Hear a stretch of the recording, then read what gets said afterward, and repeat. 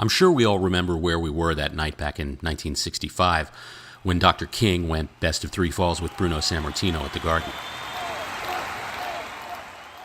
And I don't think anybody will ever forget that night in 1962 when Nick Bockwinkel was disqualified for trying to sap Medgar Evers with a roll of nickels during a benefit match for the NAACP.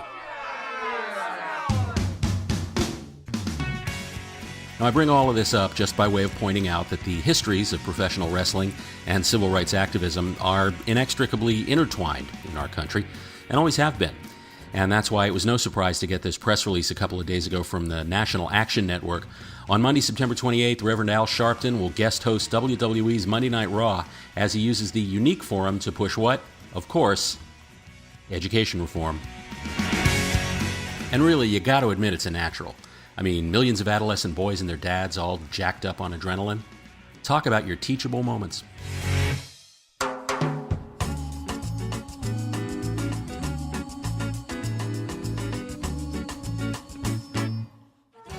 Now, this is admittedly an easy thing to snark about, and in fairness to Reverend Sharpton, let me point out that Hillary Clinton, John McCain, and Barack Obama all appeared on Monday Night Raw during the last presidential campaign. By the way, it isn't that I have such a great memory for stuff like this. National Action Network actually points out the fact in the very first paragraph of that same press release, and they do it in a fashion that feels a little defensive. But in a way, that's the problem. Politicians, even ones that you admire, have to do things that are out of character, maybe even a little questionable in the course of running a successful campaign, or for that matter, an unsuccessful one.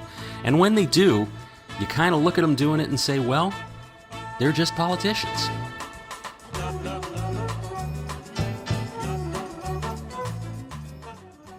But figures like Al Sharpton, and there aren't very many of them, are unique in American life.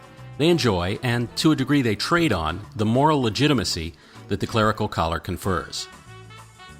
And there's a reason why the words professional wrestling have become a kind of shorthand for everything that's phony and skeevy in American popular entertainment. So although you can certainly make a case that when you're saving souls, you go where the souls are, when somebody like Reverend Sharpton does something like appear on Monday Night Raw, it doesn't seem like a necessary compromise. It seems like an endorsement, and it feels a little creepy.